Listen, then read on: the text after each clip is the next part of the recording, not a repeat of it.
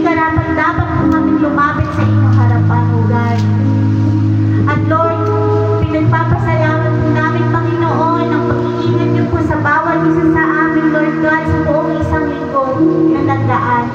Salamat at muli po kami narito upang magsama-sama na papurihan ka at awitan ka, Panginoon.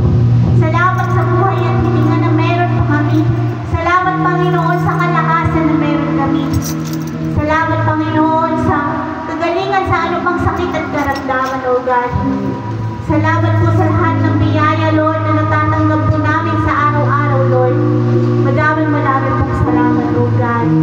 At Lord, dalangin po namin sa mga oras na ito, inaaniyahan po namin ang inyong banal na Espiritu, O God. Samahan niyo po kami sa aming pagsamba, sa aming pagpupuri sa inyo, O God. Nawa, Panginoon, ang bawat aming pag-awit ay isang magsilbing dalangin, Lord God, masamyong handog sa inyong harapan, O God. At mangusap po kayo, Panginoon, sa puso ng bawat isa, Panginoon. At sino man pong nasa harapan, Lord God, itago niyo po kami sa inyong likuran. Ikaw ang makita, ikaw ang maparangalan. Sapagkat, Panginoon, kung wala kayo, Panginoon, ay tunay nga po wala kami. Kami po'y, Panginoon, isa lamang maluming basahan, Lord God. Lord, ikaw lamang ang aming kalakasan. Ikaw lang aming maaasahan, Panginoon, sa bawat sandali ng aming buhay, O God. Kaya naman patuloy ka namin pupurihan at sasambahin, Panginoon. Ayan po ang aming sabot dalangin sa matamis na pangalan ng Jesus at kapangyarihan ng iyong banal na Espiritu. Amen. Samahan niyo po, pauwitin po natin banal na tahanan. Hallelujah.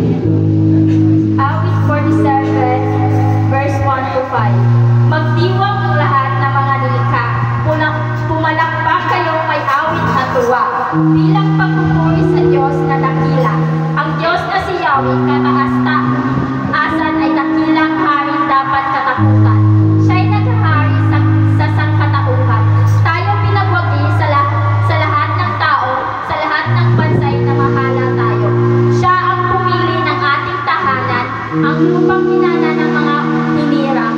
Umakyat sa trono ang Panginoong Diyos, hatid ng trompetang malakas ang tunog. Purihin ang pagkabasa ng salita ng Diyos. Amen. Praise God. Tayo po'y patuloy na umabig at tumapa sa ating mga buhay. Awitin po natin lahat sa akin.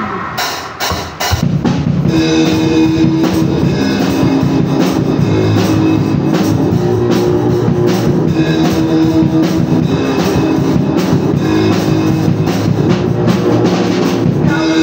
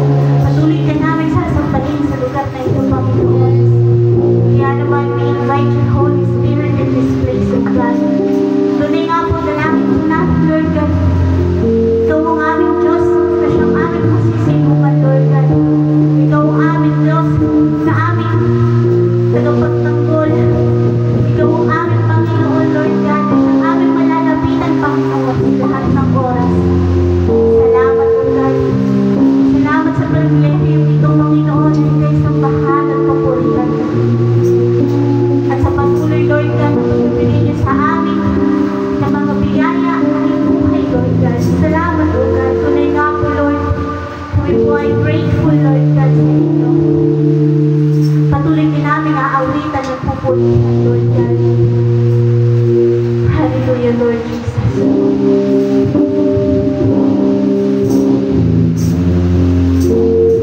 Sa aking tugon, kailanman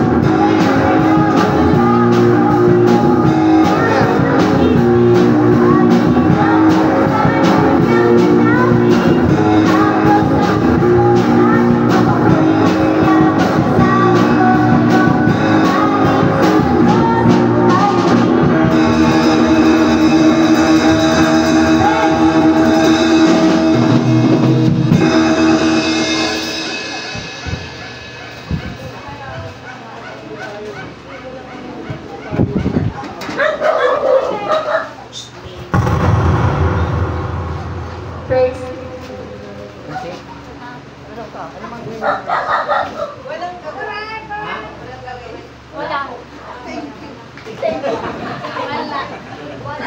Ayun, praise God! Tunay nga po, tayo po yung nagtagumpay sa kabila ng pinagdaanan ng natin, panahon ngayon na masarap po matulog kasi malamig po.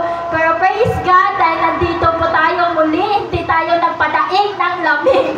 So ayun po mga kapatid, isang linggo na naman po na tayo po nagtagumpay sa mga pagsubok, sa bawat araw na ating kinakaharap dito sa mundo, na patuloy tayong ginagabayan ng ating Panginoon.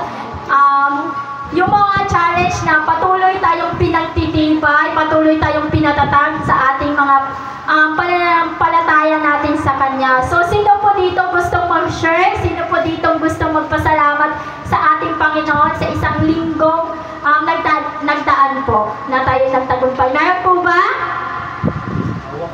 Hawak mo na yan, ikaw na. So, ayun po, praise God, dahil patuloy akong nagpapasalamat na pupuri sa ating Panginoon sa kabutihan niya, sa buhay ko, sa patuloy na pag-iingat, sa financial na pangangailangan, extend pa yon sa mga health, sa patuloy na pag-protect kay Jason, sa pagpasok, sa pagbiyahe. Ayun din po, answered prayer po, dahil nakasama po natin kayo, si Jason po, at yun din po, higit sa lahat, yung matagal, hindi lang ako yung nag-pray po noon na makasama natin siya ulit. Salamat po sa Panginoon dahil binigay na po sa next month po ay uli makasama na po natin siya dahil yun na po yung schedule niya. Salamat po sa Panginoon dahil yung daing, yung iyak ko po kay Lord na magkaroon po siya ng schedule na syempre, na po tayo, servant na po tayo ng Lord. Andun yung word natin pag hindi natin makakasama yung isa't isa, lalo na po, mo po siya, asawa, ganun po, malapit, mahal sa buhay, andun po yung prayer mo lagi talaga na, Lord, ibigay mo po kay Jason, dahil alam ko naman po yung heart niya na gusto niya pong mag-serve sa'yo, tas ayun na po na, andun po yung katubunan ng Panginoon sa panalangin ko. Mag-wait lang po, hindi po agad-agad po pala yun.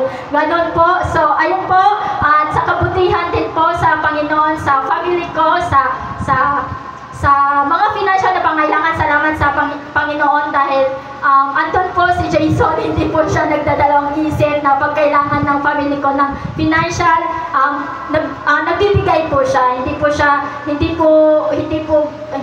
ganon pag kailangan po. So, ayun po, to God be the glory po sa lahat ng protection, sa pagpapala, sa mga answered prayer na aking natanggap, at patuloy nawa yung pagkakaroon ng tibay, tatag ng buhay ko sa Panginoon, na yung faith ko hindi maagaw, yung paninindigan ko, mag-stand ako sa anumang natutunan ko sa mga gawain ng ating Panginoon. So ayun po mga kapatid, sino ba po dito gusto magpasalamat sa ating Panginoon? Parang tumitingin si Ate Phil. Parang gumagano sa atin. Parang gusto i-share ni Ate Phil yung kabutihan ng Panginoon sa buhay niya. Gawin pa? Ayun, meron po yan. So next time na lang daw po. Meron pa po ba? Gusto mo mag-share? O itatako na po tayo sa Ayan, yun na, nagtuturuan na po dito sa gilid. Meron po? Ito daw. Sayang po, palakpakan po natin ang Panginoon sa buhay ni Sister Z.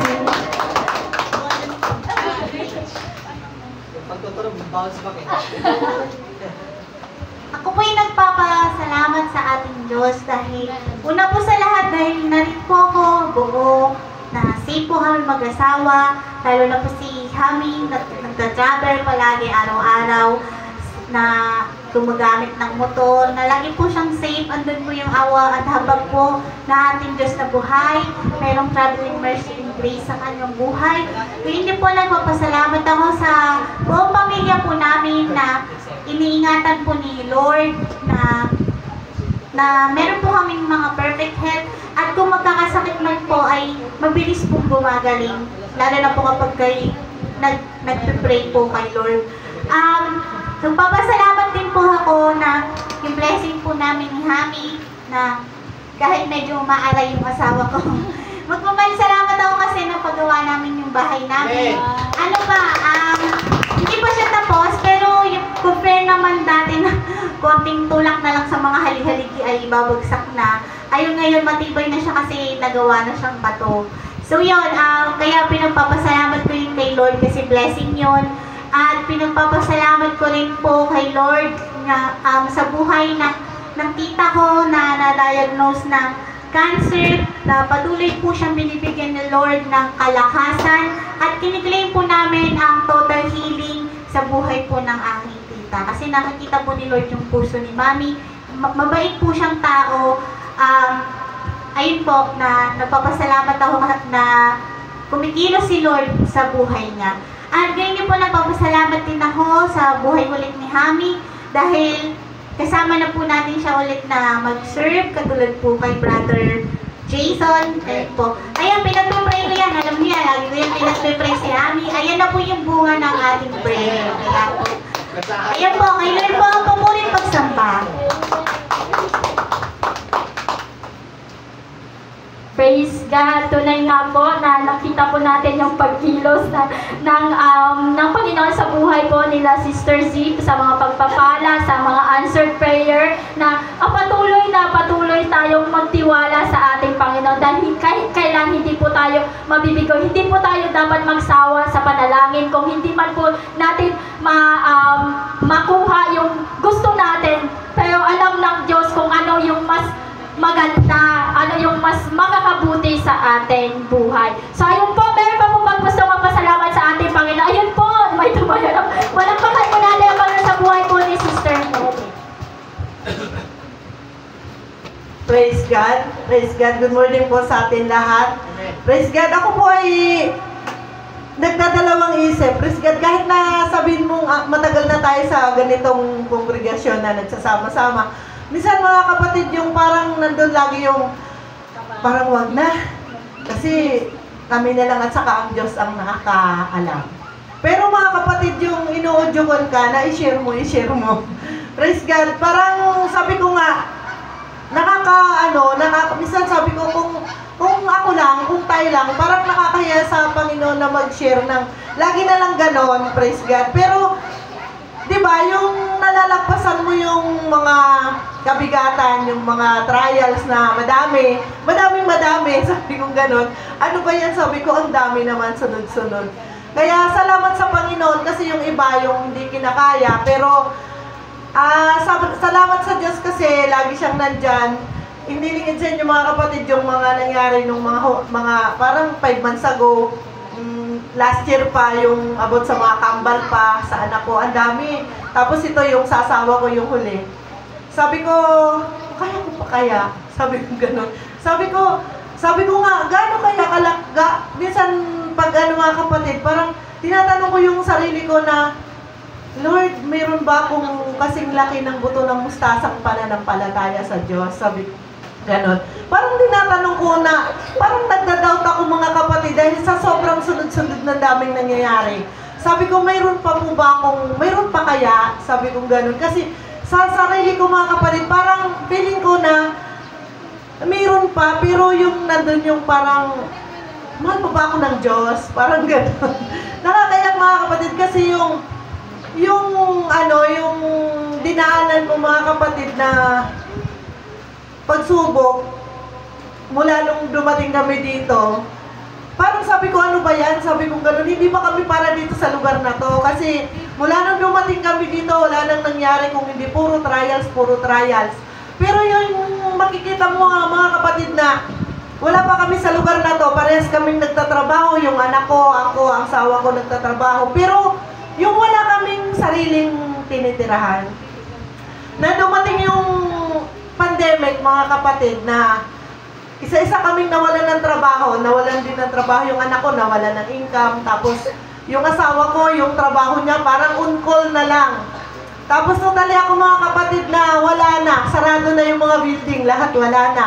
So yung trabaho ko mga kapatid, sarado sarado na yung wala nang mapasukan. So, walang pumapasok na pinansyal. Ito yung titignan mo dun mga kapatid, yung kabutihan ng Diyos sa buhay mo na kung kailan pandemic, kung walang pinansyal, kung kailan walang perang pumapasok sa amin, at saka namin nakuha tong likod. Na ang haba ng panahon mga kapatid sa pool nung mga maliliit pa sila, Kimberly, na nag-kinder sila mga kapatid, private silang dalawa ni Gabriel, yung lalaki ko, si Gwen, na parang binabalikan ko yun mga kapatid sa dami ng sunod-sunod na nangyari. Bakit kinaya namin noon na wala kaming sariling bahay? Kung pag nangupahan kami mga kapatid, itong pulpit na to mga kapatid, ayan na yun. Kung baga sa doon na kami, nandun na lahat. Sabi kong ganun, samantala ngayon, sabi kong ganun na, malalaki na sabi kong ganun, ba't hindi namin to kakayanin? Sabi kong ganun, samantalang dati na, isa lang nagtatrabaho, ako, inaano ko yung mga, sila Kim, Gab, si Gwen, na busy ako sa kanila, tas yung mister ko lang ang nagtatrabaho, nakakapag-upa kami ng bahay, nakapag-aaral namin yung mga bata ng private school pa, tapos namamasahe, araw-araw ang layo mga kapatid uwian. Sabi ko, kinaya namin, hindi kami nagutuman, hindi kami pinabayaan ng Diyos. Dahil mula po nung na-convert kami mga kapatid, sila Kimberly, maliliit pa. Maliliit pa yan sila Gab, sila yung umaawit na mga bata sa silang dalawa lagi nag-join, silang dalawa pag may mga mga kapatid. Sinasali ko talaga sila, pinipilit ko. Sabi kong ganun, sa Panginoon, Lord, sabi kong ganun, alam kong nandyan ka lang, sabi kong ganun. Kasi nung time mga kapatid na pandemic nga ito na nakuha namin, na kung kailan wala kaming inaasahang pinansyal, parang doon namin nakuha to. Sabi kong ganun, napakabuti ng Panginoon kasi kung iisipin mo kung saan nanggaling yon, parang napaka-imposible dahil pandemic nga, wala nang pinagmumula ng pera. Kung mayroon man, sapat lang. Tapos, hindi pa namin naranasan mga kapatid yung, di ba yung may mga binigay sila na mga, yung sa Dolly, yung mga sa SSS, may binigay. Kami yung walang nakuha, yung sa barangay, na ang kakumira na, may trabaho kami, pero may trabaho lang, pero walang pasok. Hindi kami nakakuha ng ganun mga kapatid, pero yung lugar na to, nakuha namin. Sabi ko yun yung blessing ng Panginoon. Tapos ito yung sumunod-sunod pang nangyari hanggang nandito na kami mga kapatid. Parang parang ang dami. Sabi ko ganun, hanggang sa umabot sa madaling sabi yung asawa ko ay natake na. Sabi ko ganun. Nung time na mula nung nag-pandemic, hindi naman na ako nakabalik sa work ko dahil hindi na ako kayang pasahurin ng boss ko. Nahihiya siyang ibalik sa dating yung sahod ko. Sabi ko okay lang yan sana, pero sige kung mas mayroon na kang mas sige, nakakuha kasi siya ng mas kayang bigyan ng mas mababa kasi nga siya. So ang ginawa ko mga kapatid nung time na yon, nung inatake to, sabi ko ito na naman, wala na naman, di ba? Pagka nagtatrabaho tayo mga kapatid, pagka isang araw tayo umabsent o dalawa, tatlo, parang yung feeling natin na hindi na magkakasya. Wala nang pambayad sa ganito, wala nang ganun. Parang sabi ko, magsi 6 months na siya mga kapatid na walang pasok. Na ito pa kami, ibig sabihin, wala pang nangangatok-ngatok sa bahay na naniningil. Ibig sabihin ako kasi mga kapatid yung tao, hindi ko yung palautangin na pautang nun, kuha tayo nun, ganun. Ayaw namin mag-asawa ng ganun mga kapatid hanggang sa pagtanda yung matanda na kami, dala-dala namin yun. Kung makautang man kami yung talagang kailangan at kayang-kayang ibalik dito agad. So ngayon mga kapatid na magsi 6 months na siyang walang work. At salamat sa Diyos kasi pito work na siya ngayong June. Diba yung blessing ng Lord din. Yung hindi kami pinagsala ng Diyos na nagutuman, yung oras na ng kain na hahanapin mo pa, yung nandyan na. Yung bago pa lang mag-lunch, nandyan na naka-ready na, iluluto mo na lang. Diba? Tapos ito pa mga kapatid, yung pinaka na-amaze ako mga kapatid na kung kailan, diba nung pandemic, nagkaroon ako niyan. Tapos nitong inatake siya mga kapatid, napagawa namin to. Nang wala kaming income. Nakita niyo yun mga kapatid, kung kailan walang pinanggagalingang pinansyal, parang nagkakaroon din, mapapansin niyo kapatid, nagpagawa ako, mas maganda yung napagawa ko kaysa yung una. Kasi ito, napasimento ko, maayos yung pagkagawa. Sila tatay ni Dong gumawa niyan. Tapos napa-hardiplex ko siya, yung nakaraan mga kapatid, plywood lang yun. Kumbaga sa sabi ko, napakabuti talaga ng Diyos sa buhay namin. Kaya patuloy kong pinagpapasalamat yun sa Panginoon at lagi kong nasabi sa inyo mga kapatid, kahit na hindi tayo magkakasama, yung magpanalanginan tayo. Dahil hindi man natin alam kung ano yung mga kabigatan ng isa't isa, hindi po maiksi ang kamay ng Diyos para hindi po tayo maabot. Kaya salamat po sa Diyos.